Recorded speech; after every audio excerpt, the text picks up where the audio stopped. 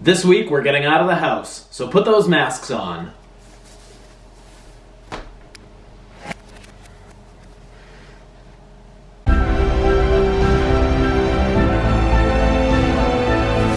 How is everyone?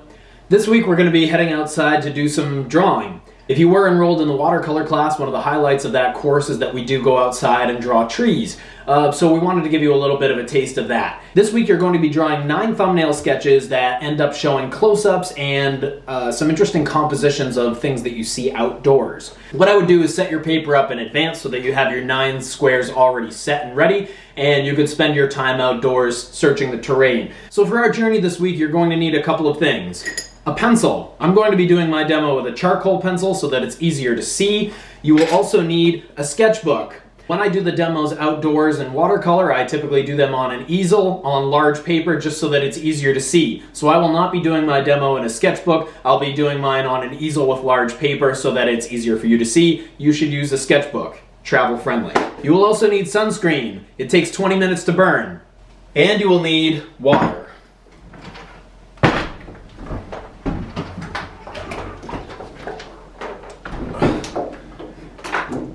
For hydration. All right, let's go. I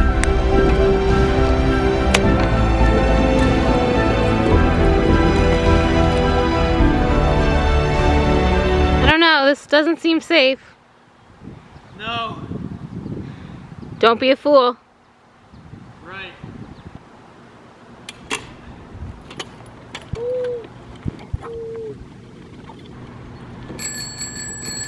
Ugh, gosh. All right, so here we are, the outdoors, the wilderness, the neighborhood. You're going to select 9 different spots. You can see that I've marked my thumbnail squares out in advance. I've done it kind of crudely with a Sharpie. Again, if you don't have a ruler, you could just eyeball it. But of course, if you do have a ruler at your disposal, you can just measure out quickly 9 1-inch squares. So I'm going to be doing a sketch of this water behind me. One key thing that I want you to try to do here, discipline yourself to hold the pencil in a different manner than you're used to. I'm going to kind of hold mine almost like a toothbrush and really only hold the pencil with my thumb and 2 fingers. That way I can get a looser appearance. It's not so much that we want to do a linear contour drawing. It's more of like we want to be capturing our shading and some of the other attributes to this water as we go along. You're kind of drawing upon, no pun intended, the process that you went through on our negative drawing a couple weeks ago. All right, so let's go. Now in the setup, you want to crop this so that you have an interesting composition. I don't want to focus on this entire body of water here or all of the trees. I'm just going to look for something interesting. And even glancing at my camera frame here, I can see a number of trees here that are dissecting the space. So you want to think about your spatial division. Up here in the top corner, I'm just going to draw a mini thumbnail for myself, if you can see that. And I'm going to quarter this and almost think of this window as 4 quadrants to my composition. So I want to be thinking of something interesting happening in quadrant 1, quadrant 2, 3, and 4. And if you've taken video production or a number of the other classes, you're fully aware of the properties of a diagonal.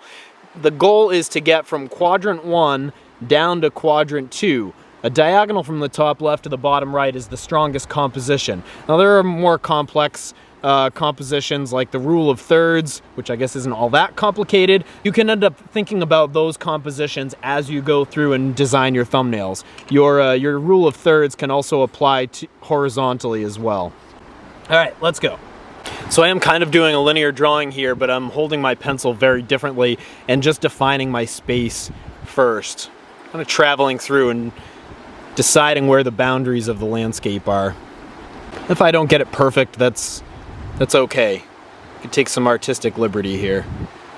Almost kind of rolling this pencil as I go along so I can capture the different capabilities of the tool I'm working with.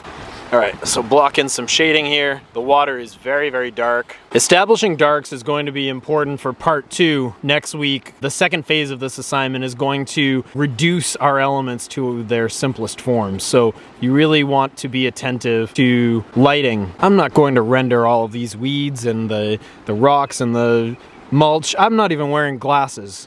So a lot of this is a blur anyway, and maybe that's assisting in my simplification of the landscape. Remember a couple weeks ago we did stippling and scumbling and cross-hatching and hatching, so I'm even kind of using some of those marks to my advantage here to suggest texture.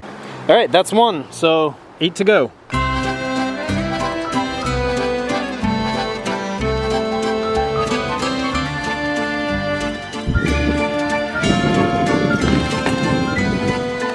All right, this time I'm gonna be drawing this tree right here, and when you're drawing a tree, you wanna draw the way things grow. So beginning at the trunk and work your way up.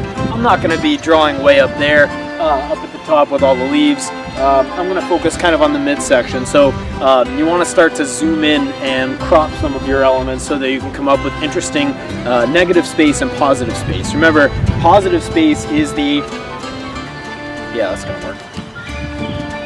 Remember, positive space is actual physical tangible space, and the negative space is around that that object. So I'm going to be focusing on kind of that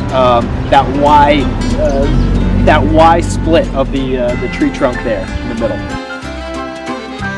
All right, there's thumbnail 2, 7 to go.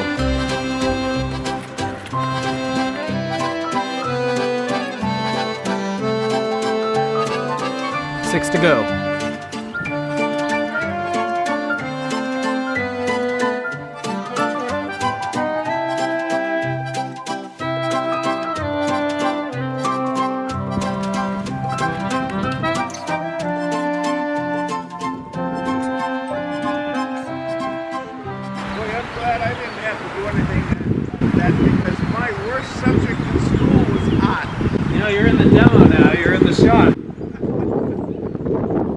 they're probably not even going to watch this.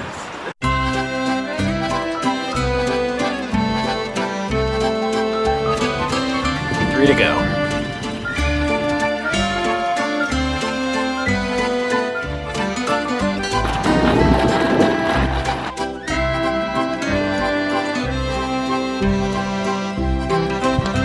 One. Losing my easel.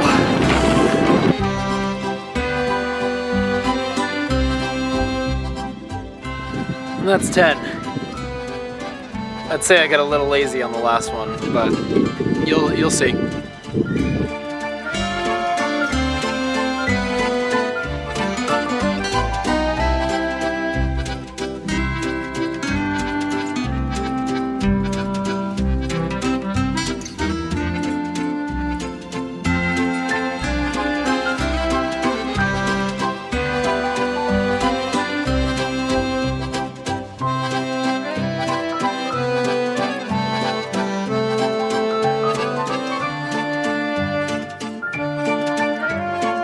It's actually 9, counting. So that's it. 9 1-inch outdoor drawings, close-ups, medium shots. Have fun. Looking forward to seeing what you come up with. Enjoy the weather. That was embarrassing, huh?